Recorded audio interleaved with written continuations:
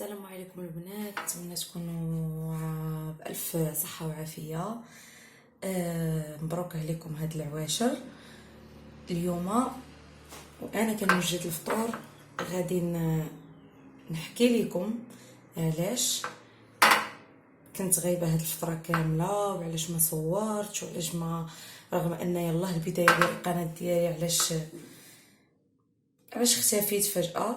المهم نطفي بعد على القهوه ديالي قبل ما تفادلي، عاد نكملوا مجموعين. البنات من دابا تقريبا سي لو 26 كان فجأة مرضات الوالده ديالي، ما يعني واحد مرضات بزاف، يعني ماشي كيف ما متعودين انها تمرض، وفي التالي تصح وتنوض لينا وهذا. ديناها للطبيب المره الاولى الثانيه الثالثه، ما جابش الله كما كيقولوا. بسبب واحد 3 الاخطاء طبيه توفات، وهذا كان سبب الغياب ديالي على القناه وعلى التصوير والديموراليزيت. ما صراحه جاتني صدمه العمر ان ماما غتوفى لي، ما كنتش متوقعه انها توفى. ومن هنا كنبغي ننصح جميع السيدات اللي كيراقبوا الصحه ديالهم واللي انهم ما يسكتوش اذا كان داراهم شي حاجه. اول حاجه ما يسكتوش، ثاني حاجه ما نبقاوش ناخذوا بعين الاعتبار طبيب واحد. خصنا بزاف خصنا نشوفوا جوج طباء حتى يكونوا الاموا جوج الاطباء حتى يكونوا عندهم نفس تفسير المرض ديالنا، عاد باش نسكتوا. انا الوالده ديالي كانت عندها مرض الصراع ما مده شي 9 سنين، وهما الاطباء ما كيقولوا لها ما تشربيش واحد الدواء اللي عندها حساسيه منه. مشينا عند الطبيب ابخي هاد 9 سنين، مشينا عند واحد الطبيب قال لنا لا غتشرب هاد الدواء. قلت ليه علاش دكتور غتشربو؟ والاطباء كانوا مانعينو عليها. قال لي ملي غادي تشربو ابخي اون سيمين غادي ندير لها تحليله، ملي تخرج لها ديك الحساسيه غندير لها تحليله على اساس باش غادي تولي نعرفوا اشنو منين كيجي هذا المشكل، اشنو سبب هاد الحساسيه. فوالا حتى لهنا حنا مزيانين. دازت اون سيمين خرجت الحساسيه في الدات ديالها كامله. مشينا، هذا كنعاود لكم هادشي طرا في لو موا 8. مشينا عنده قلنا ليها ودي راه عاودت خرجت الحساسيه، قلنا فوالا غديروا ليا هاد التحاليل. دونك حتى لهنا حنا عاجبنا الطبيب، لان حتى شي طبيب عمره ما قال لنا ديروا تحاليل. كلشي كنديروا لها غير سكانير والشبكه وهذوك الدوايات ديال الصرع تنتمنى يطوروهم ولا شي حاجه، لانهم كيخرجوا على الصحه. المهم من بعد ما درنا لها هذوك التحاليل خرجت تبين ان ماما عندها الكريات الحمراء نزلوا لها بسبب داك الدواء. اذا حسب انا ما كنعرف، الا نزلوا ليا كريات الحمراء بسبب هذا الدواء اش خصني ندير؟ خصني نقطع لها الدواء اوتوماتيكمون، ولا نعطيها حل، ولا نقول لها من بعد. حنا ما كناش عارفين بلا الكريات الحمراء داك النزول ديالهم غادي يؤدي بها الموت. كنا تنسحبوا الكريات الحمراء هو على حسب ما شرح لينا تولي تاكل مزيان. هادشي اللي قال لينا تولي تاكل مزيان. واخا مشينا كنشوفوا ماما كتدهور الصحه ديالها، رديناها عنده قلنا ليها دقات القلب طلع.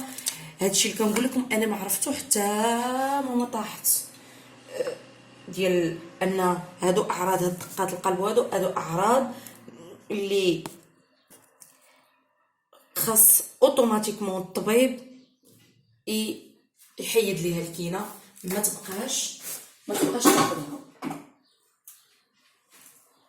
هو ما حيدهاش، بقينا كنقولوا له عافاك دكتور، شوف معنا المره الاولى الثانيه الثالثه، وصل للبرد، جاها الرواح، ديناها عند الطبيب عام عادي، ماشي قبل الرواح باردون كان وقع ليها هذا العصب ديال رجليها ليها تشد عليها، ما بقاش كتقدر تزيد برجليها. هاد الانسان اللي كنعاود لكم عليها راه عندها 45 عام، راه ماشي شي مرة اللي غادي تكونوا كبيره في لاج ولا يعني اللي غيخليها ضروها الرجلين. دينا عند طبيب الرجلين، قلنا له عافاك شوف لينا وليده راه ولاو كيضروها الرجلين، ما عرفناش مناش شدوا اللي كتاخذ. قلنا ربما واحد الكينه ماشي هذيك اللي ادات ماما الموت، قلنا ربما هذيك الكينه هي اللي دارت ليها هذا البروبليم. قلنا سي بون ممكن. قلنا لي اشنو دابا؟ قلنا خصها تولي تاخذها بانتظام بزاف على كيفاش كانت تاخذها، ما تبقاش تقطعها اشاك فو. صافي كانت هذه هي الهضره ديالته. لان السيد ما جو بونس ما عرفش بلا ماما عندها حساسيه، وديجا ما قلناش ليه هذا عنده حساسيه. الطبيب الثاني المهم ضربها البرد، قلت لك مشات دينا عند الطبيب عام. الطبيب العام غيدير الخطا الثاني اللي هو عطيناه التحاليل ديال ماما. قلنا ليه ديجا راه كندير هاد التحاليل يقدروا ينفعوك بشي حاجه، ولا تبغي تعاودهم لها ولا. قلنا نو ما بلا ما نعاودهم لها، غير تولي غنعطيها واحد السيرو يفتح لها الشهيه الى اخره والدواء الرواح. اذا به من بعد سيمانه ماما كتدهور الحاله ديالها 90% بارابور كيفاش كانت من دابا سيمانه. ماشي بهذاك الدواء، مي ان الطبيبه كانها تعتقها وما عتقاتهاش. رجعناها عندها، قلنا لها راه ساءت الحاله ديالها بزاف، مابقاش تقدر توقف، مابقاش المهم بزاف الحوايج اللي انا ماما تصدمت فاش شفتها هكاك. فاش كنديوها جبنا لومبيلونس، ديناها للسبيطار الكبير ديال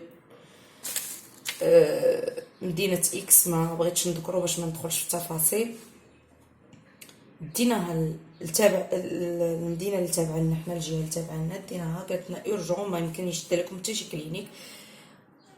من بعد ما عاودت لها هي هذوك التحاليل، لقات ليموغلوبين روج، ليموغلوبين بلون، لي بلاكيت، كلشي مخربق، كلشي نازل، كلشي ما نعرفش شنو نقول لكم. خاصنا نعرفوا مناش هذا المشكل. ديناها زدناها الدم، مهم زدناها لي بلاكيت باش يتقاد لها داكشي والو.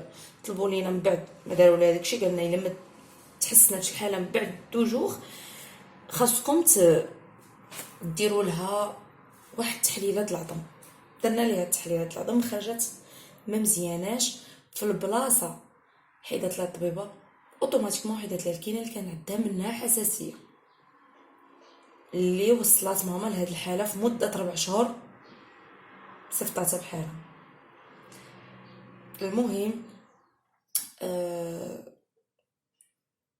من بعد ما درنا لها تحليلات الهضم، تبين ان ماما عندها مونك في النخاع، ان مبقاش النخاع عندها خدام.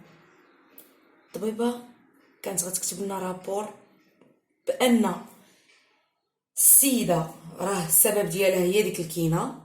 ملي سمعت ان الطبيب ديالها عنده اون ترونش في هذاك السبيطار اللي هي خدامه فيه، وديجا كيخدم في داك الكلينيك اللي حنا كنديو ماما عنده، رفضات انها تكتب حتى التحليله، حيدتها لنا مبغاش تعطيها لينا.